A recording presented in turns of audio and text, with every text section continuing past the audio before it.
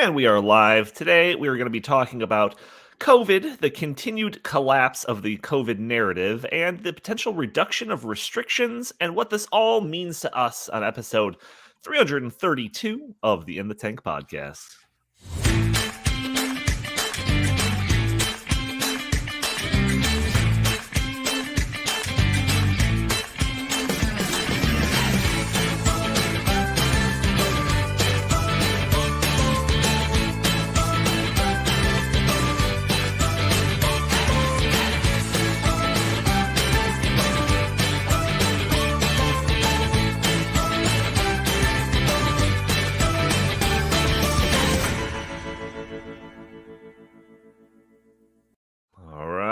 Welcome to the In the Tank podcast. As always, I am your host, Donald Kendal. Joining me today, I have Big Jim Lakely, VP of the Heartland Institute. How are you, good sir? I'm doing just great. I saw today in the news that Prince Charles is now COVID positive again. Again. I mean, he's surely fully vaxxed and boosted since his mother is the Queen of England, of course, is the most famous 96-year-old woman or 95-year-old woman on the planet. So, we're going to be talking about COVID, but, he got it again, too. What does that mean? Well, pray for the Queen. Sure. All right. Yeah, pray for the Queen. Chris Talgo, senior editor at the Heartland Institute. How are you, good sir? Doing good. And once again, vaccines do not do what we were told they would do. Oh my gosh, we're already going to be kicked off YouTube. Also joining us, you might have seen her on the show once or twice before, AnneMarie Schieber. She is a research fellow at the Heartland Institute and managing editor of Healthcare News. How are you doing today? I am happy to be here, and I'm happy to issue my opinions in a different forum than our staff meetings, and I promise not to bang the table. Fantastic. So there's a lot of COVID stories that we should get into this week. A lot of stuff that we can cover. In fact, pretty much the entirety of the episode is going to be dedicated to this COVID stuff. But just a couple of kind of house cleaning items, I guess. We are on a new channel on YouTube. For those people that are constant listeners of the show, you might recall from last episode that I talked about the episode prior to that, where we were talking about COVID a lot. And our episode got struck down on YouTube, pulled from YouTube. Our channel, the Heartland Institute's channel, got a strike. We were banned from putting any content up on our channel for like a week or something like that. If we get another strike within a certain window of time, we risk our channel being locked down for even longer. And beyond that, we could totally have our channel wiped. So because of this, it was like we had a couple of options. One, we had to be very careful about what we say, or else we put our whole Heartland Institute channel in jeopardy. Or, what I think was a better option, why don't we just move this show to its own channel? That way we could talk about whatever we want. And, if we get banned, whatever. We got like 6 subscribers at this point. So, but if you do want to make sure to be able to watch our show, you can find the video component of it. For everyone that's just watching the audio version listening to it, that'll all stay the same. But if you're wanting to find the video component of it, you can find us streaming live on Facebook, on Twitter, and also on our new In the Tank podcast channel on YouTube. So make sure to go over and subscribe to that. Support free speech. That's what we're trying to do here. So kind of just before we get into all the topics, I want to just ask, you guys watching the Olympics at all? Not a single minute. No. Are the Olympics on? I didn't even know. Chris? I canceled my sports stuff, my subscriptions to cable and everything else like years ago. Chris, are you watching any? Nope, I have not watched 1 second of the Olympics. The only thing I'm doing is sort of kind of keeping track of the medal count. And my mom was born and raised in Germany, so we root for Germany, and Germany is leading in total medals and gold. So, oh my gosh, I knew you were a big Germany supporter just by looking at you. So I've watched about 3 minutes of total coverage of the Olympics, and apparently we're not unique here in not watching it. Apparently the ratings are in the gutter when it comes to these Olympics. I don't know what it is, generally speaking, every 4 years when they do Winter Olympics. But there was a Washington Post article that I was reading that the article started off saying that the TV ratings for the Winter Olympics in Beijing aren't just bad, they're historically terrible. So nobody is tuning in. And, other than just the fact that, like, generally people are more interested in the Summer Olympics, anyone have any theories as to why no one's tuning in? Boycott. Nobody likes a country where the coronavirus originated from. And this was in the making for 2 years. It was nothing new. But, I think people have lost interest. They used to be respectable events. People would watch them even during the Cold War so they could even get a taste and see what goes on in the Soviet Union and some of the Eastern Bloc countries. We're all rooting for Olga Korbut or Nadia Comaneci. Now I don't even know any of the names. And they've become very woke. It's become very expensive. It's become very global. It's become a shill show for corporations. I mean, everything is now branded in some form or fashion. And they were really to highlight high performance in sports and athletics. And they're no longer really about that. Yeah, I'd be kind of interested to find like a chart that shows like the viewership over a period of time or something. But I mean, you brought up the boycott. That was another thing that I wanted to kind of get all of your opinions on. A couple of months ago, the Biden administration announced a diplomatic boycott of the Winter Olympics. Obviously our athletes are still going over there competing, but there was no delegation of bureaucrats or anything, shaking hands or anything like that. They all got to stay home. In a statement to the press Secretary Jen Psaki cited the, quote, ongoing genocide as justification for the boycott. And I thought that was actually, when I was like looking up the stuff for this episode, I thought like, wow, that's like pretty strongly worded against China. I mean, they could have used softer wording. They could have been like, well, there's some human rights abuses or something like that. But no, she said ongoing genocide. Seems like pretty strong words from the administration. What do you think, Jim? Well, you mentioned that, but I actually the comments from not the administration, but from officialdom in Washington, it was just Nancy Pelosi, if you guys recall, she warned our athletes not to speak out against China while they're there because they can't guarantee their safety. And you wouldn't want to criticize China. It's like, hey, who knows what they'll do to you if you criticize the Chinese regime. This is one of the reasons I'm not boycotting the Olympics because of politics or because I don't like China or I think they deserve a boycott, although that's all kind of a bonus. I'm just not interested in it anymore. It seems like politics and everything, the culture is just in such, I don't know, like churning and disarray. Everything there seems to be nothing to unite people anymore. I just frankly don't want to see anti-American messaging from our own athletes in China, which is probably a lot more likely than any Americans criticizing China while they're in at the Beijing Olympics. And there's actually 2 athletes at least who are American born of Chinese descent, who are not competing for the United States, the country of birth and the freest place on earth, but for China. They are carrying China's flag. What? As an athlete. Yes, there's a figure skater and there's also a freestyle skier who I think just won gold or won some sort of medal. So it's not like I'm not paying attention to the Olympics. I'm just not watching it, but I'll see clips and I'll see news about it. But yeah, 2 Americans have decided to compete for China instead of competing for their own country. Do you know if they why? I didn't look into why. I don't care why. If you're an American, you should represent the United States of America. And if you're going to choose any country to represent instead of your own, based on, your ethnic or your family's history, pick a free country like Ireland. I don't know, Jamaica, be on the Jamaica bobsled team or something like that. Don't represent China, for crying out loud. They have slave labor.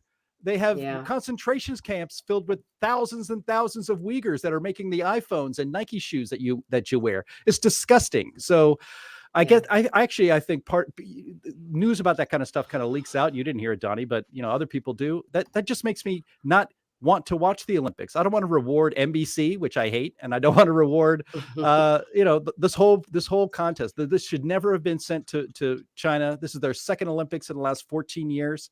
If you've seen the photographs of the venues, it's like I think the ski jumping venues in front of an industrial plant.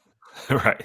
I mean, and then the only thing with snow on it is where their skis or their snowboards will happen to be touching. Everything else is brown and disgusting. Beijing is known for smog, not snow. Yet they get the Winter Olympics, and that's because the International Olympics Committee is a complete I mean, if you think the UN is corrupt, the IOC makes that look like amateur stuff. So So I have Yeah. no interest in participating in any of this and rewarding it in any certain way, even if Americans win. Smog think meets about that. smug in the 2022 Olympics. Yeah. Yeah. I mean, 14 years ago, I remember the Olympics. I was so impressed. I mean, it was so beautifully choreographed, everything. And it really was to showcase to the world China's prowess. And I think people, it's been 14 years, and look at how much has happened in 14 years. People have just lost all complete respect. They don't look at China the same way. And I think it's very telling what's been going on. Mhm. And of course, with the virus. Right. Yeah, no doubt. There's an article here that Jim, you just pulled up. USA Today article. I cry every day. Olympic athletes slam food, COVID tests, and conditions in Beijing quarantine hotels. So in it, a bunch of athletes are quoted talking about that if you're tested positive, you have to go to these specific quarantine hotels or camps. I don't know. Where you have to suffer through isolation, small living quarters, terrible food, no access to training equipment, to a point where it's like driving these people like insane, like psychological problems. This is causing. In one part of the story, they're talking about an athlete who was going to travel, to compete in these Olympics. He had COVID. This is like a month before, he was going to travel. So, it came and went. He recovered. He took multiple tests before traveling to China. They all came up negative. So he's like, all right, I'm ready to go. He gets there, and apparently in China, they're using more sensitive tests or something like that. So when he landed, he tested positive and had to go live in one of these Chinese quarantine camps until further notice. So it's just like, these athletes are waiting their entire lives sometimes to compete in the Olympics, which for many is a once in a lifetime opportunity because these things are 4 years apart. So you're in your athletic prime for a fairly short window when you're talking about Olympic level competition. So now they're Stick to there, yourself, and Johnny. that's right. Now they're just wanting to come home, and it's like Yeah. this is crazy. And I haven't watched any coverage of the Olympics, but I imagine that like the COVID talk has been happening throughout the coverage, whether it's seeing people with masks or highlighting how safe people are. And I just wonder if like this is the third year into this COVID we're starting, and people are just sick of this. They don't even Yeah. want to tune in because it's so inundated with all this COVID rhetoric stuff. Well, Yeah. and Donnie, Well, go ahead, AnneMarie. Sorry. Well, I mean, look at that food. I think we serve better food in prisons here in the U.S. Right. I really question where these tests have come, and it just goes to show again, once again, this virus has been so politicized. Where are they using rapid tests? Who designs the tests? Who gives the tests? The rapid tests are just kind of a screen. They have a 50% false positive or negative rate. If you do get a positive, you're supposed to do more testing. Testing in science and health was always been used to manage disease, but now we're using it as sort of a cancellation tool. Everyone's using these tests to allow you in or out, and that's not the purpose of health testing, medical testing. Right. Chris, you were going to say something? Yeah, I think another reason why people are not tuning into the Olympics this year is there are no fans allowed. So it's actually just really boring without fans. I mean, Right. the NFL didn't have fans at 2 years ago, and viewership was down. It's not the same. Sports, you need a crowd, you need that enthusiasm. And one other thing, Jim mentioned the IOC. The IOC, I wrote a bit about this about a month ago. IOC's mission states that it is all about human rights, and it is all about doing anything to counter authoritarianism and totalitarianism. Yet they chose China because China agreed to pay them lots and lots of money. It boils down to money. So that's what it really boils down to. Yeah, well, Jim, you mentioned the one thing where it's like the big air ski jump, and they show it, and it looks like nice and crisp and everything. But then if you like pan out, you see that's like in the middle of like a parking lot in an industrial center. And I feel like that's just kind of like par for the course. I mean, isn't the Olympics set to be hosted in like LA and in some point in the next few years? Surely they're not going to like highlight the, feces on the ground, around the city or something like that. So there was one I think it was a European news reporter was showing Beijing, and the communist Chinese police actually stopped the interview taking place and told him to move, because the way that they were portraying Beijing was not in the best light possible. So just goes to show you. Yeah, Justin and I actually recorded a video on our Stopping Socialism TV channel where we talk kind of in depth about all the Olympic stuff going on, and we cover a report that was released after the 2008 Olympics that was highlighting all of the media censorship and all of the things that the government did to make sure that only a very rosy picture of the country was presented for all those people tuning into the Olympics. So if you're interested in that, we won't get into it here, but if you're interested in that, go to Stopping Socialism TV YouTube channel. You'll find the video. Yeah. But so before we start pulling up, I want to get to more of our specific COVID talk. But before I pull up some of these specific articles, I want to just kind of give the floor to AnneMarie, because, we on this podcast, we cover COVID topics a lot, but you, more than any of us, probably follow this much closer than any of us. So I just want to kind of give you the floor for a couple of minutes to just give a little, gestalt about COVID. Well, every month we put together this issue, Healthcare News. It's about 20 to 25 articles. And every month I prepare, we've got about 3 weeks to pull together these articles. I say it's really about healthcare reform. But for the last 2 years, COVID keeps getting in the way. Again, I've got like 80% of these articles about COVID, because you just can't ignore what's going on. Just when you think the numbers are going down or we've gotten to be in front of this thing, more stuff, more mandates pop up. And I'll tell you, we've been talking, there's so much here to talk about, because in the last 2 weeks, the mandate maniacs have just done a complete about face on COVID. We've had about 5 states now, blue states, pull mask mandates in schools.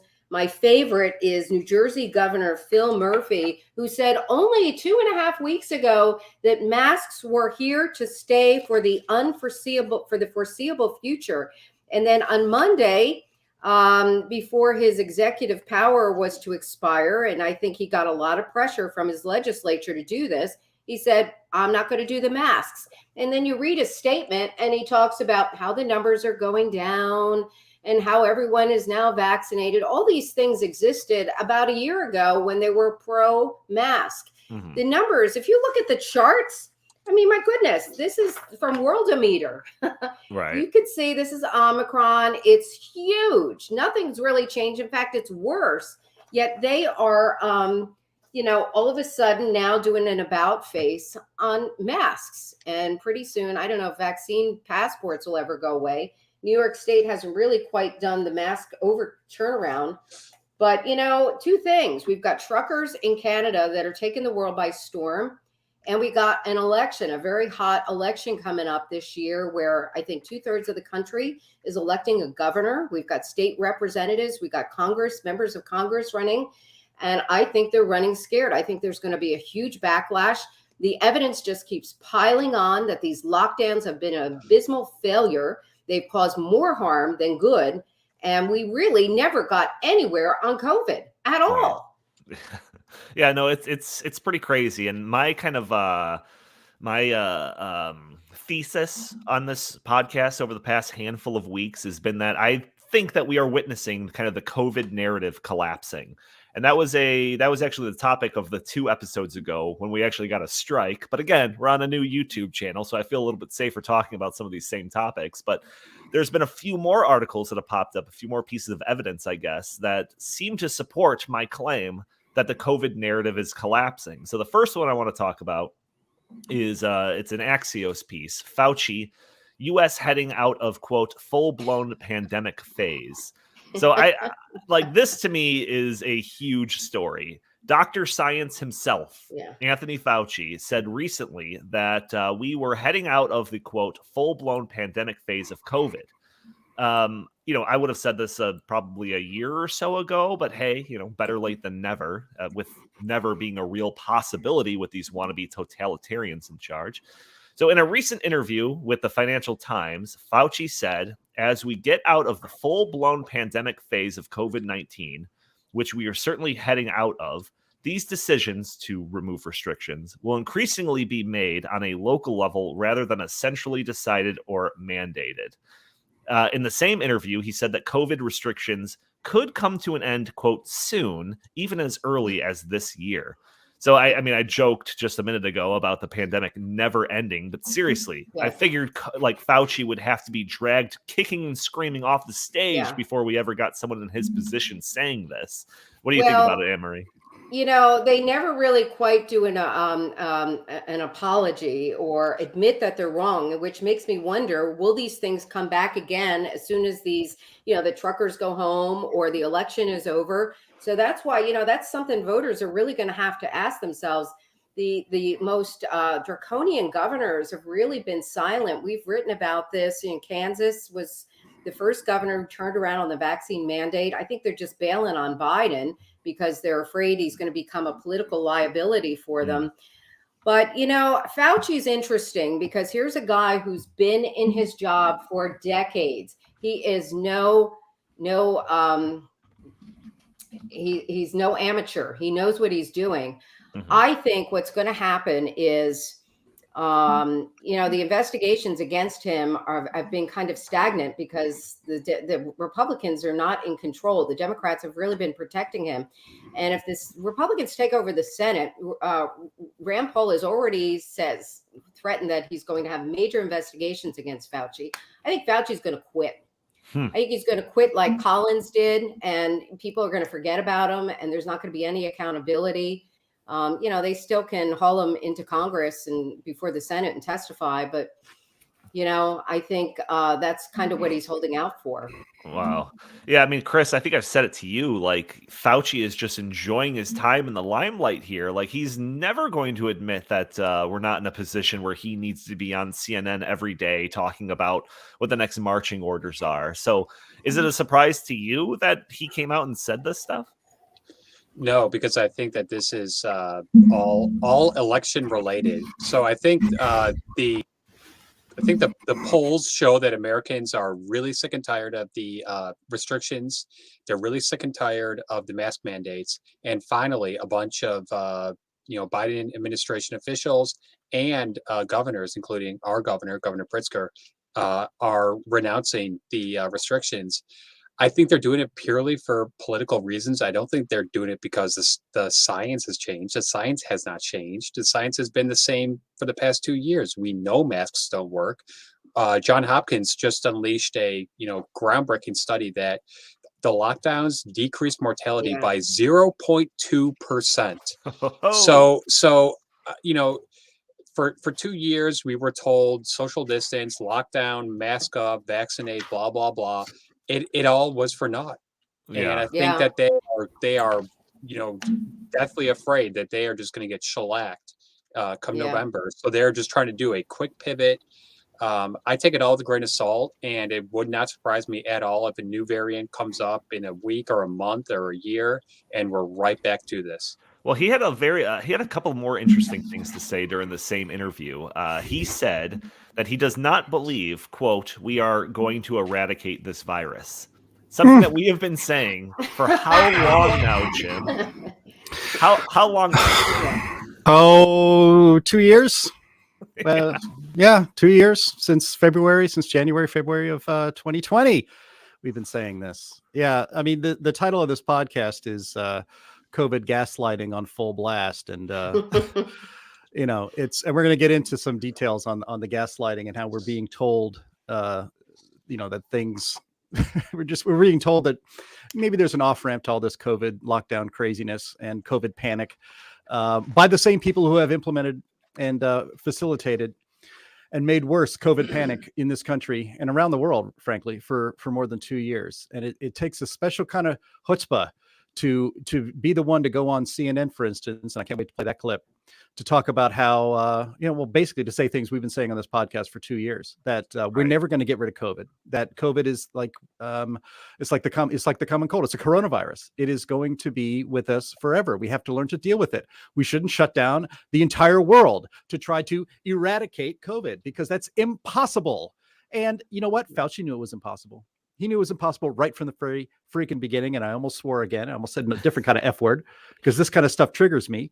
But he knew that from the beginning. He's not, he may be a petty little dwarf tyrant, but he's not entirely stupid. He does actually understand science, and he understands enough science, as actually we do too, as lay people, that a virus is not, you can't eradicate it. It does not go away. You can get rid of a bacterial infection, or you can basically make something like smallpox, basically gone. I think we only have some smallpox samples in labs somewhere, because that's a different kind of disease than a coronavirus, which we've never been able to eliminate. Yet they've told us time and again, and there are millions of people in this country, mostly on the left. We call them Karen. They are in panic. They have decided to shut out half of their families. They've decided not to show up for Thanksgiving and Christmas, because Dr. Fauci, the sainted Dr. Fauci, who has action figures in stores near you that you can share with your friends, has told us that we can beat this. Our own stupid moron dementia patient president has said that I'm not going to shut down the economy. I'm going to shut down this virus. All of those were lies. Anybody with an operating brain knew they were lies. And yet we continue to operate, and continue even actually to this day to operate as if we can eventually get rid of this virus. We can't. It is now endemic. The country of Sweden, I think yesterday, announced no more COVID restrictions of any kind. We are going back to 100% normalcy, exactly how life was in the fall of 2019. And that's it. And they'd also declared something that we all know, that the virus is endemic, and we will just have to deal with it. Going forward, we'll have to protect the vulnerable.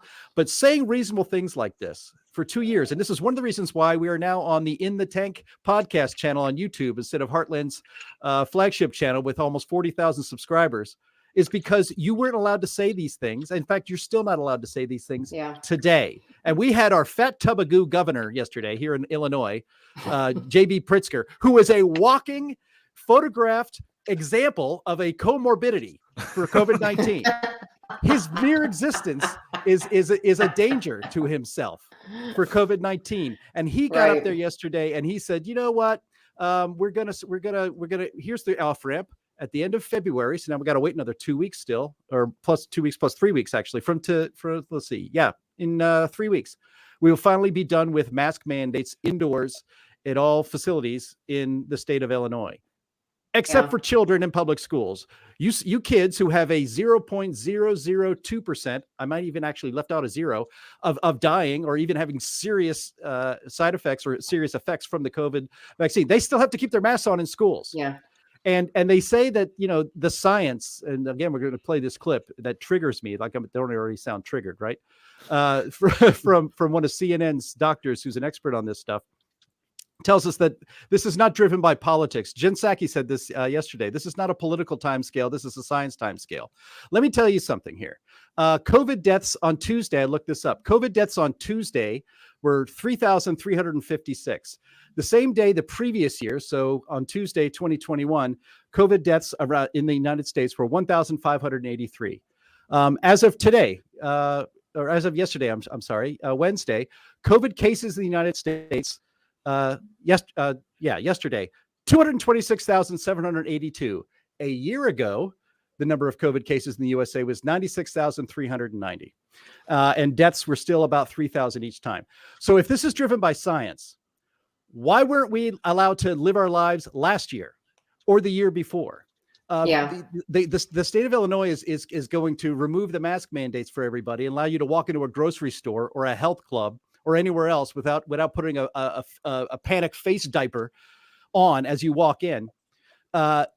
The science, or at least I should say the data on deaths and cases hasn't changed. And in cases, it's way up, double or even triple what it was a year ago. So this is not driven, as Chris Talgo just said, this was not driven by science. I'm very glad it's happening. I'm not complaining about that. I complain about it a lot. I'm not complaining about being able to take off my mask when I go to the grocery store. But this is not driven by science. This is driven by politics, because the Democratic Party realizes that 70%, that was the latest poll I saw, 70% of Americans want all this crap to end. And so they're going to end it, and they're going to pretend they did it on science, and they're going to pretend that it's because of them and because of all the things they did that we get to have our lives back to normal. That is gaslighting, and we're going to address that in the rest of this podcast. Yeah, I Jim said that he came up with the title. He suggested we call it COVID gaslighting on full blast. I was thinking about that, and I was like, you know what? Maybe I should name it Jim Rantathon, because that's surely what the episode was going to descend into, and that's our first taste of it. Go ahead. You know what I thought was interesting? Last year about this time, it was a steady drumbeat from the media about COVID cases. They used that all 24/7 to frighten people into submission. And then when, the virus has been, or the vaccine has been out, most people have complied and they're wearing their masks and the virus is still with us, the media started pulling back. And then they started saying, well, it's not really an indication of how well we are reaching our goals here. It wasn't working for them. So they had to pull back. And now they don't even talk about case counts anymore, because it really works against their narrative. Yeah, no doubt. Well, I do want to get into the political implications stuff in a little bit, but there was one other thing that I wanted to mention about that Fauci story. He also said, quote, there will also be more people making their own decisions on how they want to deal with the virus.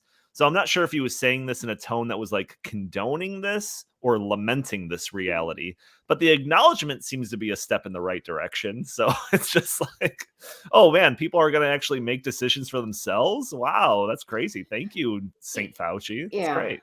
And that's the way we've always handled infectious disease. It was always very localized, and local communities would respond. Sometimes they would have to shut down a hospital to elective surgeries or shut down schools, but nothing really happened en masse.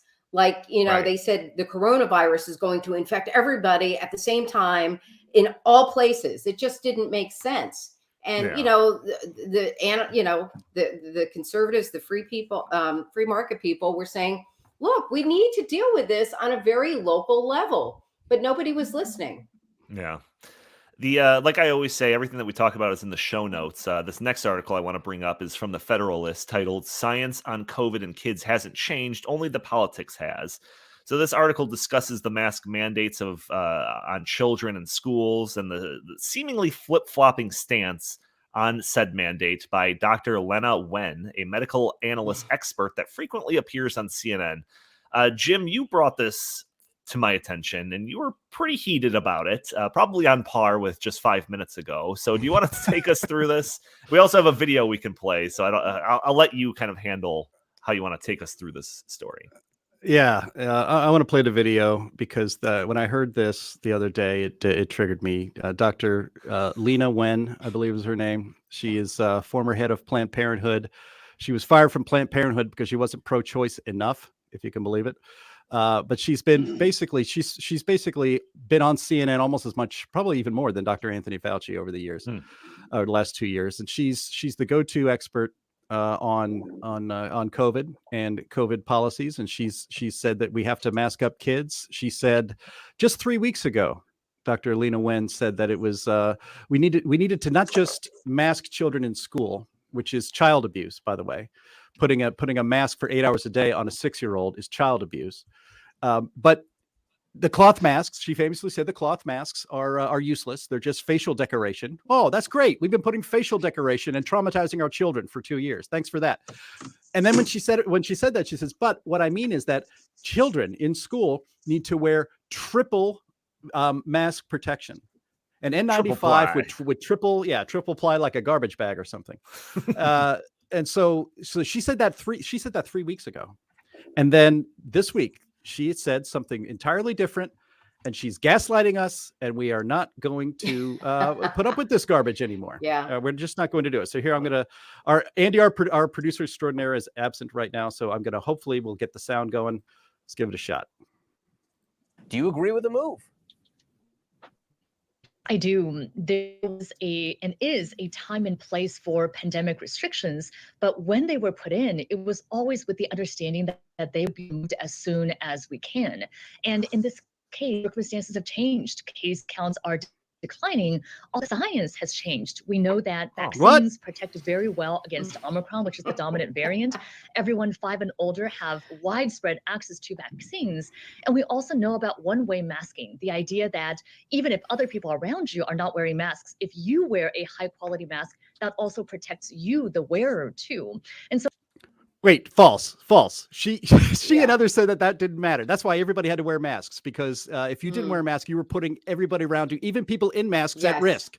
Now, forget we said that. So that's gaslighting right there. Here we go. In this case, I'm not saying, I don't think anyone really is saying that no one should ever wear masks, but rather that the responsibility should be government mandate imposed from the state or the local district of the school. Rather, it should shift to an individual responsibility by the family, who can still decide that their child can wear a mask if needed. But, take New Jersey, the case in New Jersey, for instance, their case average is just over 4,000.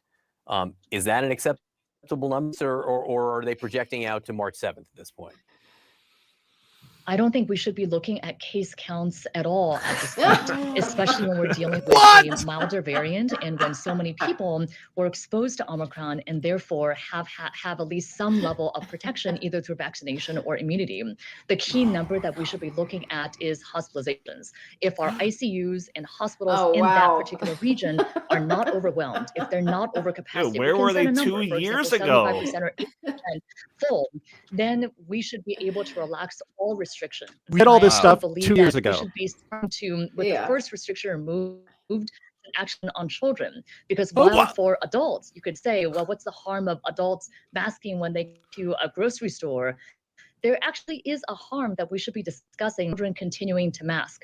That doesn't mean that masking doesn't have its place for children when there are very high rates of hospitalization. If we get a new variant in the future that children are particularly susceptible to, we may want to bring masks back. But we should also be intellectually honest and say that masking has had a cost, especially for the youngest learners, people with English as a second language, children with learning disabilities. There has been a cost to them. So the risk-benefit calculation has really changed. Yeah, you know what's crazy? It's like these are all things that we've been saying for how long now? We're not conspiracy theorists. We're just ahead of the curve. Go ahead, Jim. Oh my God.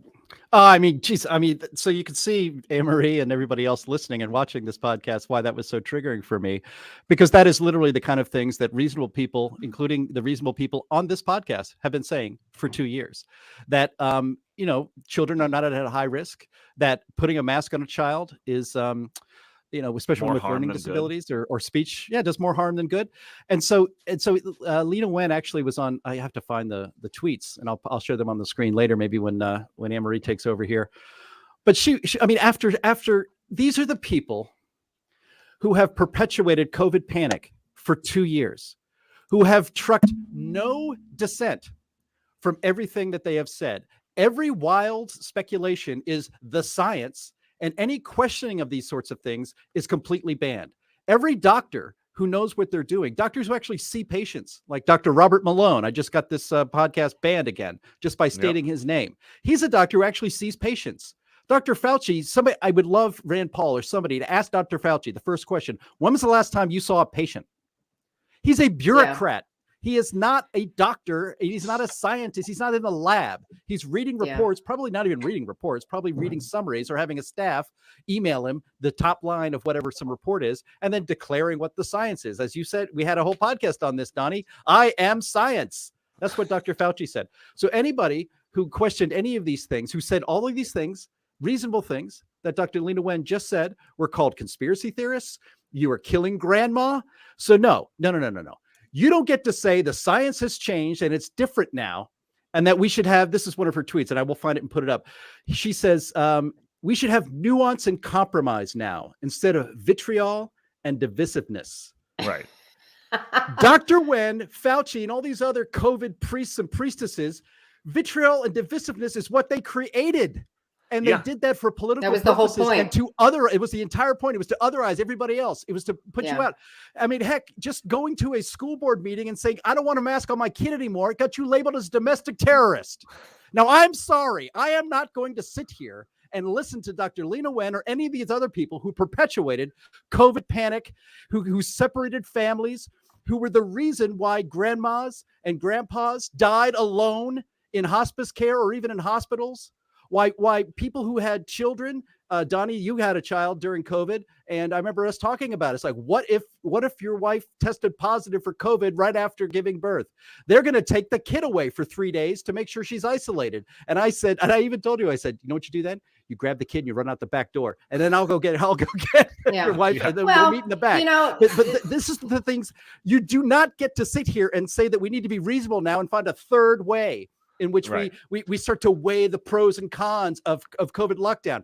You don't get to say that because you hadn't said it. And everybody who tried to say that for 2 years was shouted down, silenced on social media, and called a crank. So this is why, I guess I got triggered, but like, I can't take it anymore. I can't take it anymore. You don't get to say that, Dr. Leana Wen. You got to sit this one out.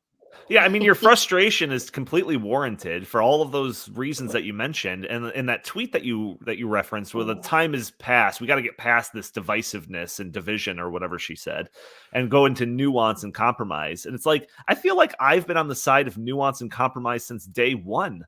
Like, what was that? Like the Great Barrington Declaration, where it was like, we got to make sure to take care of the people that are very vulnerable, but everyone that's not vulnerable, like, we have to just allow them to live their lives. Like, is that not compromise? But no, if I were to support that, I'm one of these people that are labeled some type of, killing grandma or conspiracy theorist or anti-science or a litany of different divisive terms. Yeah. No, the whole thing has been politicized and been used to divide our basic institutions like schools, like churches, like families. I don't know about you, but this has really infected families. Families no longer visit. They don't want to travel. People know now they won't even talk to members of their families who do not agree with them. The masks, I got a question for you. With all the mask mandates now going by the wayside, how many people are still going to be wearing masks? Oh, yeah.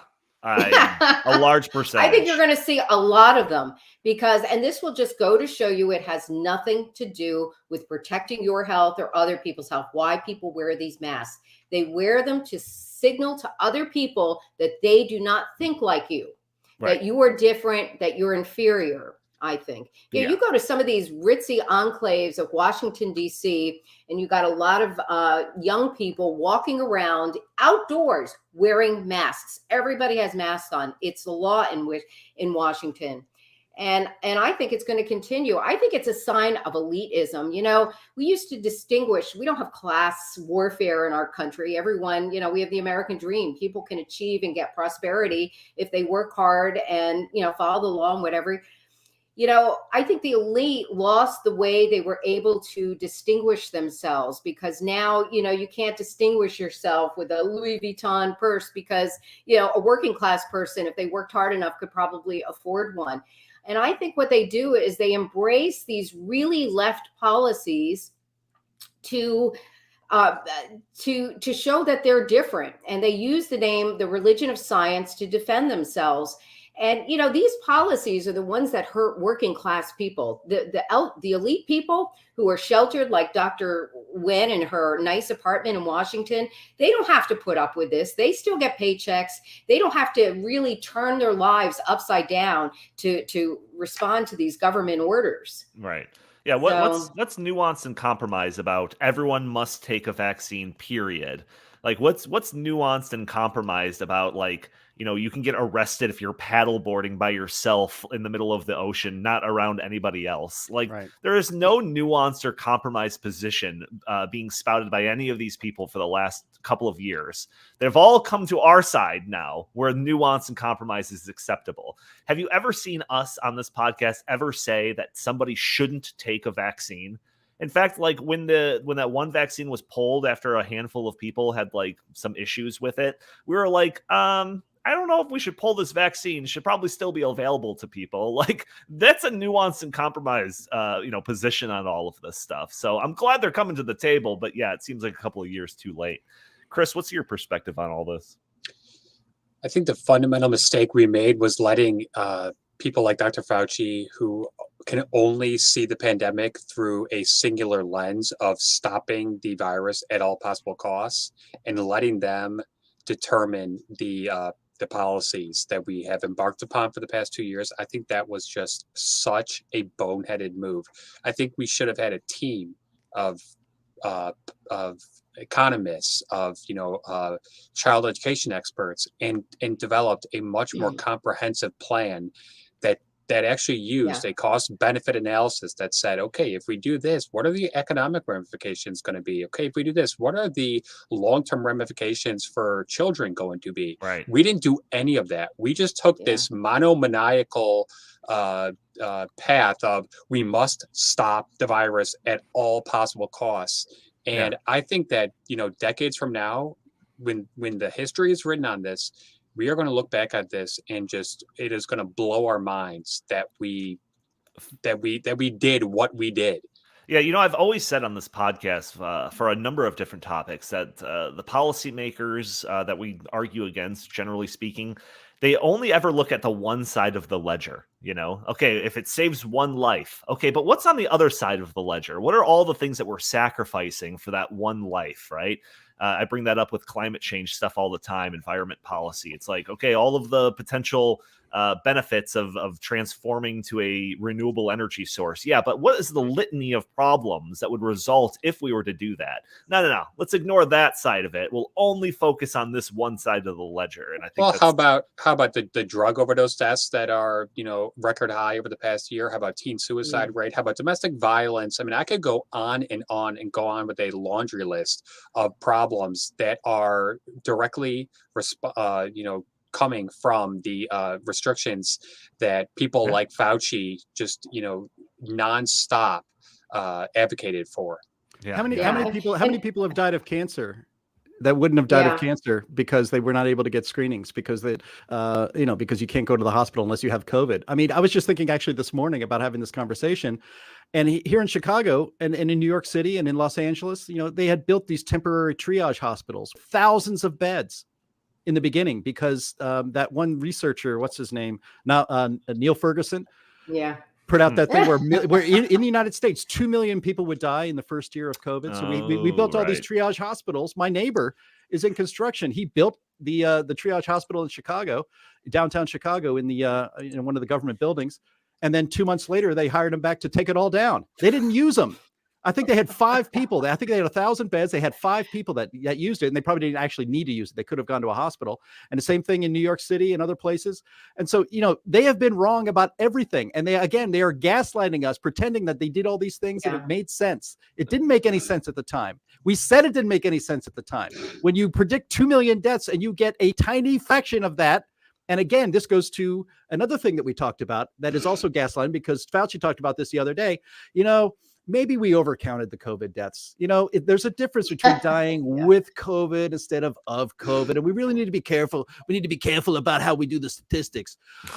Dude, we've been saying that for 2 years. And by saying that, you get banned from social media. So go ahead, AnneMarie. I gotta calm down. Well, the thing about the deaths was really fascinating. About a month ago, Rochelle Walensky kind of said spontaneously on ABC about the comorbidities, and said most of the people who died from COVID had at least 4 comorbidities. And, we wrote about that in this month's issue.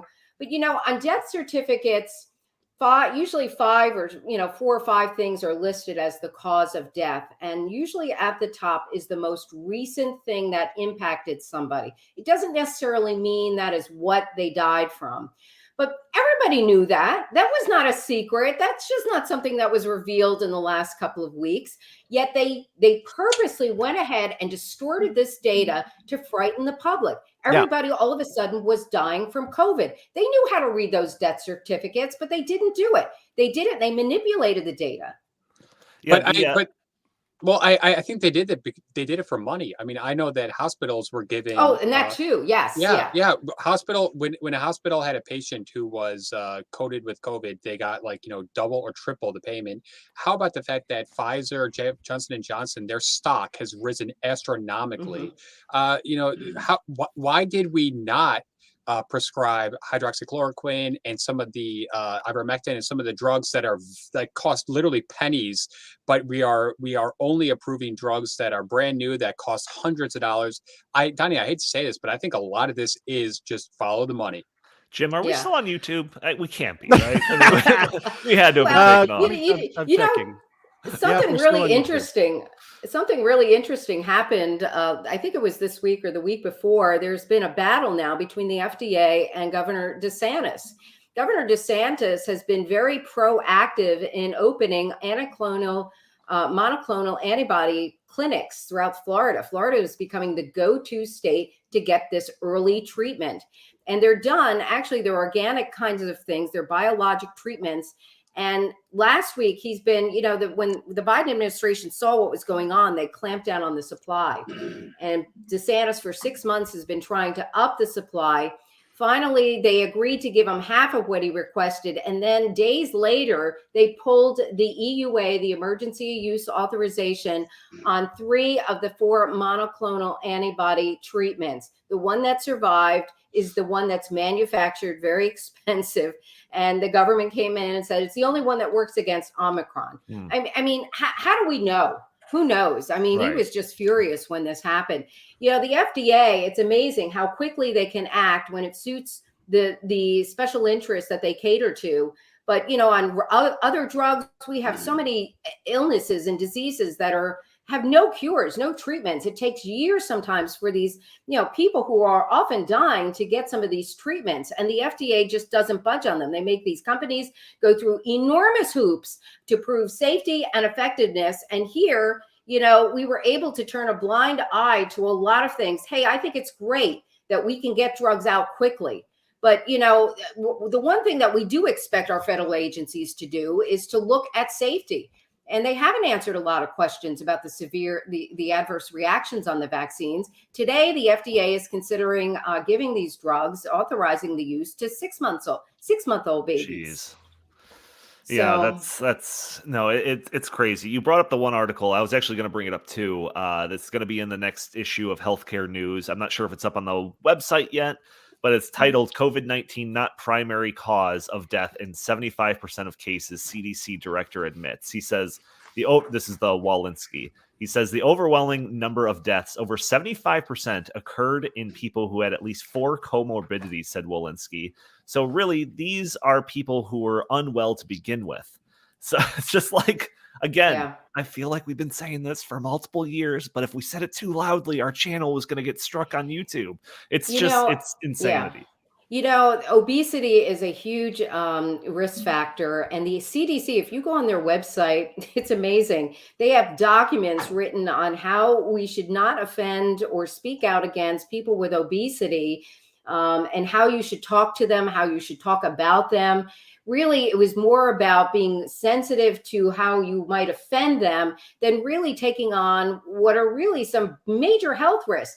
Obesity, we have one of the highest obesity rates in the world. I think 35% of our population is defined as obese. And what is the CDC doing about that? Nothing. They're really more concerned about not offending people who are overweight. Right. No, actually, it's worse. They're shutting down gyms. Not letting you work out. Yeah, that's true. In California, you couldn't even go swim in the ocean. Yeah. Right, exactly. Yeah, here in Illinois, I think, Jim, you already referenced this, or maybe it was AnneMarie. Governor Pritzker came out and said, hey, we're going to be ending the mask mandates for inside dining and all of that at the end of the month. And I thought that this was a bit of a surprise. Like, I was not expecting it. We look in envy at like places like Florida where they get to eat comfortably, and we have to sit out here in the cold with our masks on and stuff like that if we want to get a piece of chicken from the restaurant down the street. So I was thinking, like, this isn't based on science. I know that he's got an election coming up, and I know this because all of my advertisements that I see on my streaming services or YouTube or anything like that are all Pritzker, campaigning. So, and it's one of those ads you can't skip either. That happened to me this morning. Right. I love it. Yeah. So between that and the midterm elections, are they just like kind of trying to set the stage to be able to claim victory on COVID, once the elections come around? Yeah. No, I won't be. It's a matter of time before they're declaring victory on COVID. Yeah, right. It'll be no different than what life was like, 6 months ago or a year ago. But now, because there's an election coming around, it's victory. We declared it. Yeah, and the case counts will still be up there. We're just not going to talk about them anymore. Right. Yeah, I mean, that's why I brought up those stats earlier. It's like the science is not driving this. Look, I don't mean to sound ungrateful. Like I said, when this whole thing started, I shared this story with Donnie yesterday. I play tennis. There's a little tennis ball over here behind me, on the counter here. But when COVID first started, they had restrictions. You couldn't play tennis next to somebody. You couldn't play doubles tennis, which is what I play mostly. You had to play only singles. You each had to bring your own can of balls and then mark them. And those are the only ones you can touch. And if one of your opponent's balls comes in, you're supposed to, I guess, flip it over there without touching it, or then don't touch whatever, touch that. You couldn't play on courts next to each other. You had to be, you had to skip one. And again, only singles. Mind you, a tennis court is about 80 feet long and about 40 feet wide. And then if you go behind the end lines, it's about 120 feet. And you were also supposed to wear a mask while you played. It was absurd. These are the things that they put in place to keep us safe, right? Yeah. And so I think AnneMarie alluded to this earlier. There is going to be a certain percentage of the population that will never get over this. No, because they have been completely traumatized, mentally traumatized for the last 2 years. There are friends and relatives of, I don't think many people listening to this podcast watch CNN regularly, except for Chris. He does that professionally for us so that we can keep tabs on what's going on. That's right. He gets extra combat pay for that too, which is worth it. Yeah. But, there are people extra liability insurance. That's right. Yeah, we have to send them to a therapist every month just to get over it. But there are people that are watching these things and have bought all of this panic hook, line, and sinker, and they're not going to get over this very easily. There will still be people wearing masks in airports 5 years. Let's just say there's a world 5 years from now where everything is quote unquote back to normal. There'll be people walking around in airports with masks, sitting on airplanes with masks, going down the produce aisle with masks. I don't think anyone's going to be sanitizing their groceries anymore when they get home, or leaving them in the garage for 2 days to make sure the virus dies.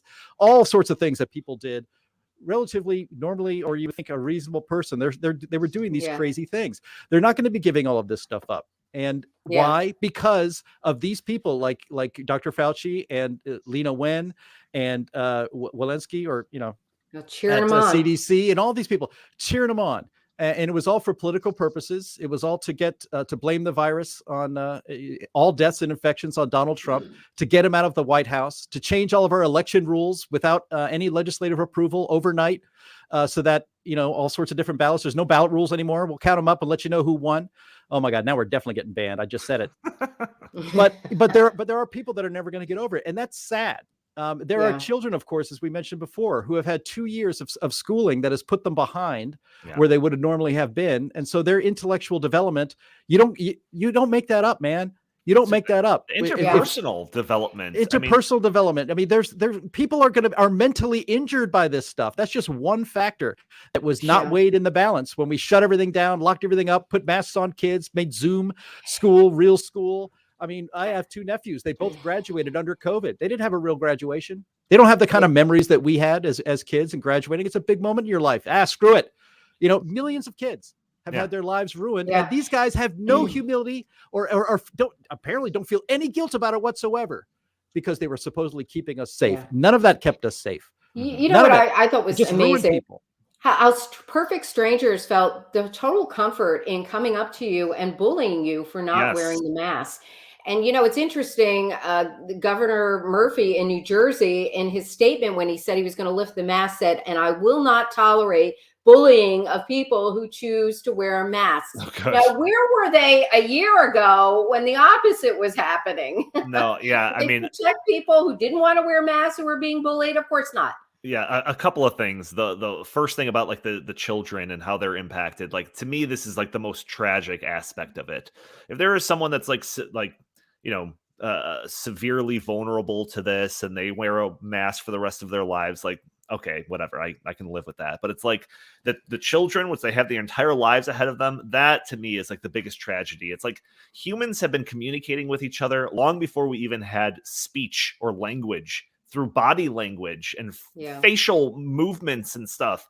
So putting a mask over your face and the kids can't even see each other and how they react to stuff, like that's a huge developmental problem. And then AnneMarie, the thing about people bullying other people for not wearing masks, like from the day you were born, you were taught to treat people how you'd like to be treated. Respectfully. Yeah, exactly. Like you're supposed to treat people friendly unless, some reason shows otherwise. But now we've been living in a world 2 years now where everyone is looking at everyone as a potential enemy combatant in this war of COVID. So this person that's down the lane from you in the aisle at the grocery store, that's not someone that you're going to go up to and ask like, hey, do you know where the peas are? No, because that person could kill you if they breathe on you. This is the world that we're living in. And to think that we're not going to have some like long lasting psychological effects is naive. But we are already hit the hour mark. Jim, do you want to say something? Last comment? Well, I think we're going to continue to talk about this, I think, in the months ahead. But one of the things about even here in communist Illinois, Pritzker did talk about releasing the mask mandates for indoors, but he didn't say anything about vaccines. And so there's still another battle going on, whether, natural immunity or how many boosters you need or all that stuff. They haven't budged on that. So I think this is kind of a half a loaf victory, if you want to call it even that. Sure. All right, well, we're already out of time here, but I do want to just, all the people that are watching this that like to watch the video component, make a point to go over to our YouTube, find our specific channel for this show, In the Tank Podcast. It's a brand new channel. Support free speech by subscribing to that. Send a message to these people that we're not going to self-censor. And you could also always find our content on Rumble, which is very much less prone to censor our stuff. So if you want to watch the video components and join into the conversation, those are your avenues. If you like just listening to the audio, again, nothing has changed. You can still find us on pretty much everything: SoundCloud, Stitcher, Google Play, iTunes, all of the like. If you'd like to follow us on Twitter, you can at In the Tank Pod. If you have any comments, suggestions, questions for the show, feel free to email us at inthethankpodcast@gmail.com. Jim Lakely, where can the fine people find you? You can find me at J Lakely on Twitter. You can find the Heartland Institute at Heartland Inst on Twitter, and always visit heartland.org. And AnneMarie, for those that are interested in your work and want to stay up to date on what you are doing, where can they go and find that? Well, you won't find my name on Twitter, but you'll find healthcare news. And Heartland Daily News is just, cranking it out. As soon as it comes in, we try to get it on this site. We cover a wide variety of topics, including healthcare. All right, fantastic. And Chris Talgo, you are a ghost on social media, so just join me in saying goodbye to the fine people. Bye, everybody. Have a great week. All right, thank you all for tuning in. Talk to you next week. Thanks, Donnie.